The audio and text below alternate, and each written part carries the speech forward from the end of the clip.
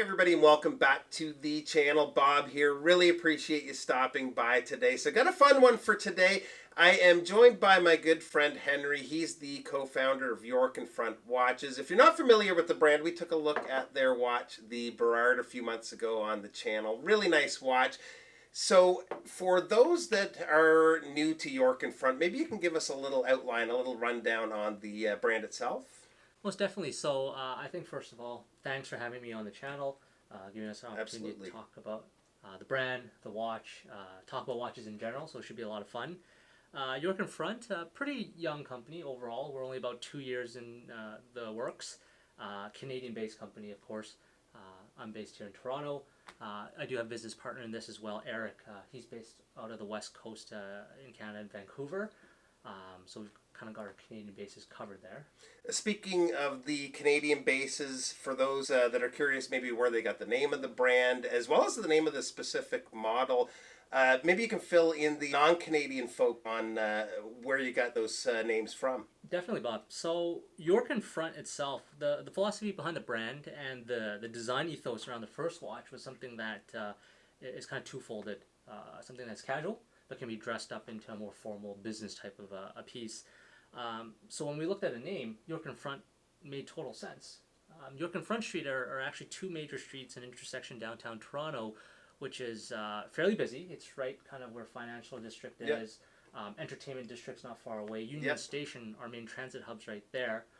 We figured it was a good kind of name to represent both casual and formal elements of the brand. And Then the Burrard side of things. definitely, that itself follows the same theme. We the Canadian street names as a naming theme. We picked Burrard Street in Vancouver, which is their kind of main thoroughfare downtown Vancouver. It kind of pays homage to both myself and Eric's kind of hometowns. That's awesome. Thank you. So you and I met a couple of years ago at a Red Bar get-together, which if you guys aren't familiar, that's a get-together for watch enthusiasts. A whole lot of fun when get-togethers become a thing again. But we have been really good friends ever since, and just wondering how you and Eric kind of met and got the whole thing started with York and Front. Definitely. Good question. So Eric and I, we've known each other for a few years now. We were actually former colleagues in our professional careers. By good fortune, we sat beside each other, were assigned seats, and just kind of hit it off talking watches, amongst other things. Eventually, Eric did move back out west to Vancouver, where he's from. We kept in touch. We had a really good working relationship when we were professionally there together, but at the same time, our interests aligned. So it was natural to then talk about this side project together, and today we continue to enjoy a good working relationship. So I know you guys each handle different aspects of the business. What would be kind of your perspective roles within York and Front? Oh, for sure. So Eric really actually keeps this ship sailing straight. He keeps things on track, on schedule.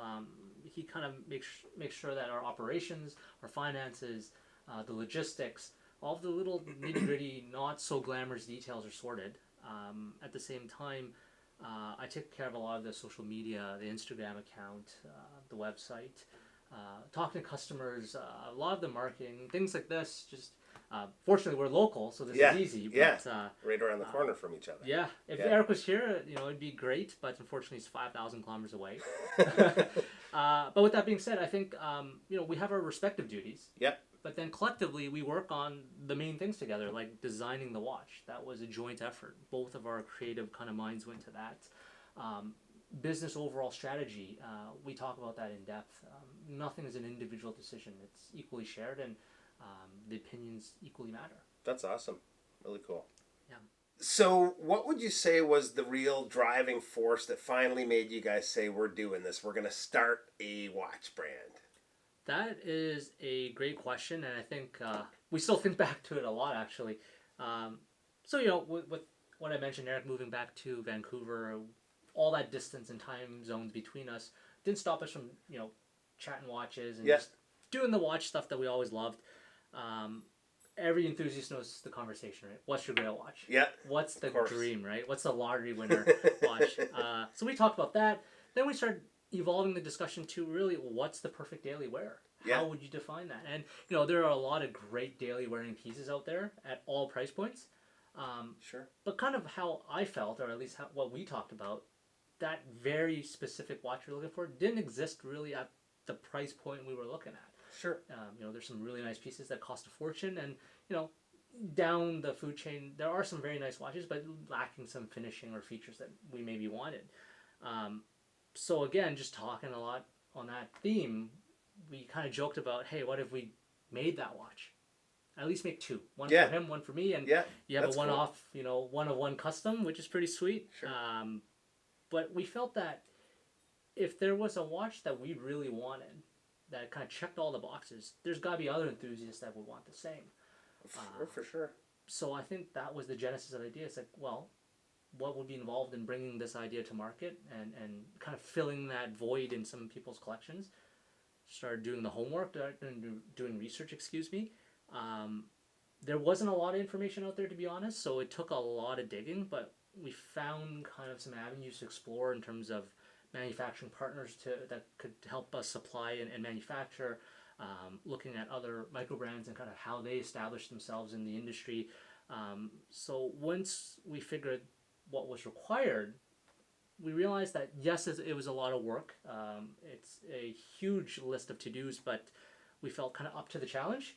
Felt like something that would be a lot of fun, something that would present a lot of learning opportunity, but ultimately I think it'd be something that'd be fulfilling because you're doing almost not, I don't want to say service to watch collectors, but being able to share the passion with watch collectors. That's very cool. Very cool. So having the YouTube channel, I've talked to quite a few different micro brand owners, and I know there's a whole lot of roadblocks and challenges you can run into to get a watch to production and then to have it out for sale like you guys do now. So I was wondering if you guys had any specific challenges, any problems you ran into sort of from the start of the process to where you are today. Great question, and I think it just goes right back to the beginning. So for Eric and I, we work corporate jobs, so I mean, that's what we know. We're not serial entrepreneurs, first time in the rodeo, so really, where do you even start? Yeah. So take watches out of the equation. You have to ask yourself, well, what do you need to do to start a business? You wrap your head around that, and then it's like, okay, then how do we start a watch business specifically? So as I mentioned earlier, one of the first major hurdles is like, well, you need somebody to make it for you. So finding a manufacturing partner was challenging, to say the least. Where do you even go to find one? It's not like you can just call up Swatch and ask them to make a watch for you. So I mean, joking aside, it's we know a lot of production comes out of China, Hong Kong, and of course Switzerland. Yeah. So those were the places we looked for partners, and in the end we found a very reliable and quite easy to work with partner in Switzerland that we're quite happy with. So that being all great and fun, that wasn't the end. Obviously, there's other challenges. It's, well, how do you then design a watch? We knew that, as mentioned, we wanted a watch that was classy but sporty at the same time. Right. So what we realized very quickly was you had an idea of it, but when you start to put pen to paper, taking two watch style or niches and merging them together is much harder than doing an individual. What I mean by that is, it's easier to design just a dive watch or a dress watch or a field watch, but we intentionally wanted a dressy field watch, if you will. Yeah. So there was a lot of struggle to kind of get a balanced design, a clean design. Which I think you were successful in doing, by the way. Which I appreciate. Thank you very much. And I mean, we're very grateful. A lot of the feedback has been very positive around the design. The photos of it out there will show it's not a very detailed watch in the sense of a lot of flourishes. It's very simple. It's a simple three-hander, no date complication. Right. So what you really focus on is just the execution of the basics has to be very well done, because that's what catches the eye. Sure. So making sure those details were captured, machined, and executed well was also a challenge. But again, our partner in manufacturing was very, very good. We were lucky. The first prototype basically got it right, and we're very pleased with that. I think that's a bit of a rarity from what I've heard From some other brands. It certainly seems the case. Talking to other micro brand owners, they've talked a lot about prototyping issues, challenges around multiple and very expensive prototyping runs. Mm-hmm. We were very fortunate to only have done the one, and it came out quite well. I mean, we will have minor changes for the serial production series. You know, like the crown, we realized was a bit hard to use, but these are more straightforward changes to do than like a full redesign. So I think one thing that the viewers would be really interested to hear about, and Henry and I have talked about it for probably the last couple of years off and on since we've known each other, but the sourcing of movements, and that's a whole challenge in itself, and I think they'd be interested to hear kind of your story with that. Definitely. I think for watch collectors as a whole, when we talk about movements, it's a hot topic in good and bad senses. I think, you know, there's people have favorites, people have you know, movements they don't like. Sure. But at the end of the day, I think what's universally agreed is that the movement is the heart of the watch, literally and figuratively speaking. Of course. And being so, it's the most, you know, complex and expensive part of the watch when you look at a kind of per component basis. So we originally started with looking at ETA movements like most people would, the 2824 to be precise. But then, as we know, the Swatch Group has made their business decision not to supply outside of the group, which then limited the supply in the secondary market. So for a while, I think micro brands had no problem accessing kind of gray market, if you will, ETA movements. But as those supplies dried up, alternatives had to really be kind of sought after, so Sellita became the big option. Right. And I think the review that you did, and these prototypes do have the Sellita SW200 in it. Yep. That was our main goal. But of course, we would talk about challenges. Believe it or not, we're actually about a year behind schedule. I'll talk a bit more about that more in a bit, but originally we wanted Sellita movements in here, and we had developed and planned for that, but Sellita ended up being hard to source just because about a year ago, about October 2019, when Swatch finally shut the door on non-group supply, everyone else, I guess, jumped aboard the Sellita train. So sure, yeah. We had issues sourcing those. Then at that point, we pivoted. High demand there for a while, I'm sure. Certainly, and even today, that continues to be the case. It's great to see other micro brands are able to release with those movements. They're fantastic. Our manufacturing partner was able to kind of give us a strong solution in the sense of sourcing STP, the 111 movement. Right. So mechanically almost identical to the Sellita SW200, that of 2824. Our production version will be a little bespoke in the sense that we'll lose the date complication. So right. Phantom date and all of that not so fun stuff. But really, when you can't source a movement, it doesn't matter if the rest of the watch is ready to go. It won't run. It's practically useless. Yeah.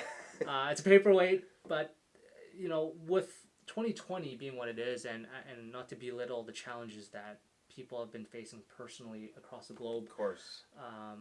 Launching a watch brand in this environment now, I think the biggest challenge is trying to find movements in sufficient quantities. Right. Yeah.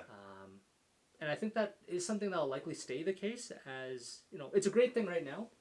What we're seeing is more and more watch brands coming to market, more and more micro brands that are bringing fresh ideas, great design at accessible price points, but everybody needs movements. Right. So I think until these supplying companies can ramp up production, which I know many of them are looking to do so, we'll still be looking at things on a kind of batch by batch, case by case basis. Right, I can imagine, yeah. Definitely. So you and I have talked a lot on design and specifically the inspiration for the Burrard, and I know you took inspiration from your own personal collection. I think it'd be really cool for people to hear kind of where you guys came from when it comes to design and how you got there. Definitely, Bob. So as we talked about, the Burrard itself, it's basically as clean a design as you can get. It's a simple three-hander, no date complication, Arabic numerals, great for legibility, great to fit into basically any circumstance. Dress it up, dress it down, as mentioned. It's actually quite a bit of a strap monster too. Mm-hmm. We always thought it'd be pretty good on straps, but until we got the prototype, started trying different straps, sporty, dressy, they all look pretty good. Yeah. So that was a really nice added kind of surprise. I know on a NATO it does have a nice sporty flair to it. Definitely. And you can't go wrong with the gray NATO. That always looks good. So it's no exception here. Yeah. But to your point, Bob, I brought some of the pieces from my collection today that helped inspire the design of the Burrard. and I'm sure we'll get some close-ups of these up for our viewers. Sure. But we'll start with this piece. This one it really was the genesis of the discussion between Eric and I one night when we were chatting. The ideal daily wear. I told him this piece, which was a JDM release, a Seiko collaboration with Nano Universe. It's a great daily wear. A bit of a field watch, pilot watch kind of a look. Simple Arabics. It does have date complication, sword hands, a really clean case. But for me, with my little tiny wrists, it was just a bit too. It's a bit big. bulky, yeah. It's a little big. I mean, I can pull it off, I think, but sure. Nonetheless, I felt that the ideal watch that we were talking about would have been a little smaller. So, with that being kept in mind, we kind of thought about, okay, well, what size would be great? The Seiko Sarb. Everyone loves the Seiko Sarb. It's such a well-regarded piece amongst collectors for a good reason. Well-built. And I think more importantly, actually, it's the size. The size of it is so kind of spot on. It's not tiny for contemporary taste, but it's not huge and bulky. It's a watch that wears well on a lot of wrist sizes, that's for sure. Absolutely. Yeah. And I mean, this one isn't a Sarb, actually. This is an SCBS 003, which the lesser-known kind of predecessor to the Sarb was another JDM release. This, to me, was always a great size at 38 mil diameter, 44 mil lug to lug. So when we spec'd the size, we're like, well, that would be the ideal size. So that was the combination there. So once we had the size and the overall kind of field watchy vibe going on, and again, the Sarb or the SCBS here, Seiko Spirit, it's a dressier piece. Yeah. So it's like, how do you tie these elements together? Well, then you want to have a bit of a flair or dressiness in the case.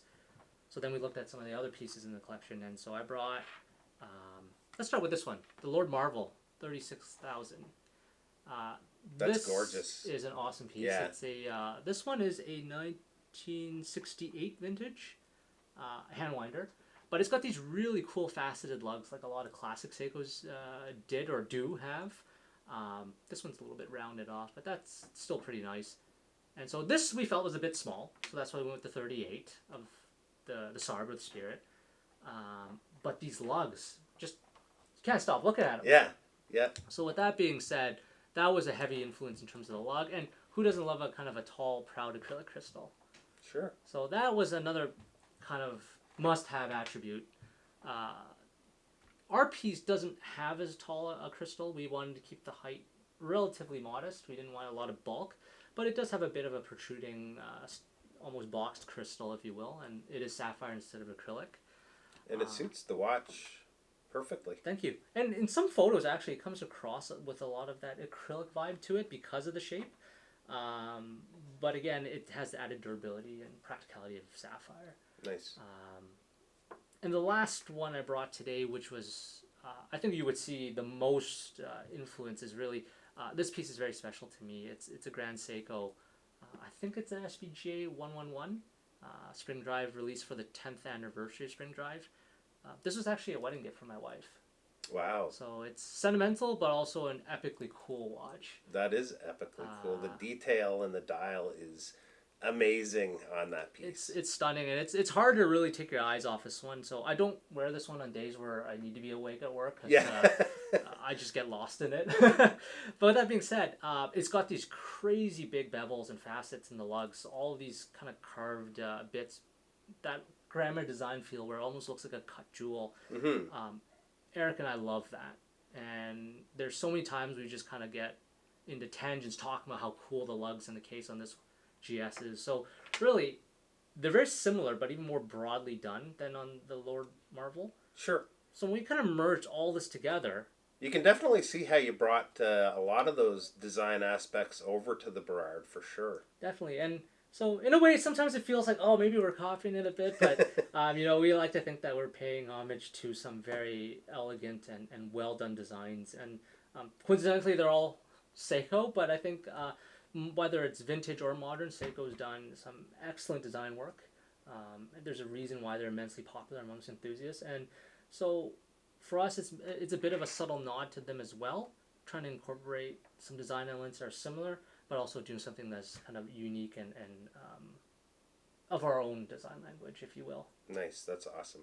So you've touched a little on some of the challenges along the way. I'm sure it's been a lot of fun too. Has there been any rewarding moments you guys have had as well? Definitely. So, it's so easy to talk about the challenges because there's so many. Yeah. And stressing about that, it seems to be a daily occurrence, but the rewards far exceed the challenges and the stress that come along with this journey. So, let's go back a couple of years, wind all the way back to the beginning. I didn't have an Instagram account. I didn't have much interaction. I didn't go to Red Bar. I just collected on a solo basis, enjoyed the hobby on my own, and that was it. But thanks to Eric, as it always seems to be, he really encouraged me to go online, start an account, really start to share the collection. As we've seen, mostly Seiko, but a few pieces from other brands, and really the love is universal.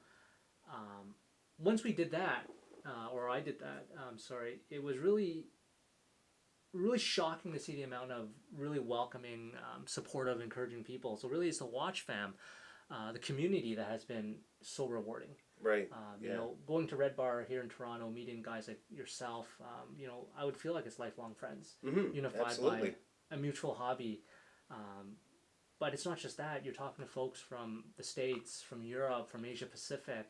You're talking to people across language barriers, really. It's amazing. I find it amazing every day too. It's incredible. Yeah. And, they literally become family. You talk to folks and they're like, when you're in Singapore, come out and visit. When you're in Hong Kong, I'm here.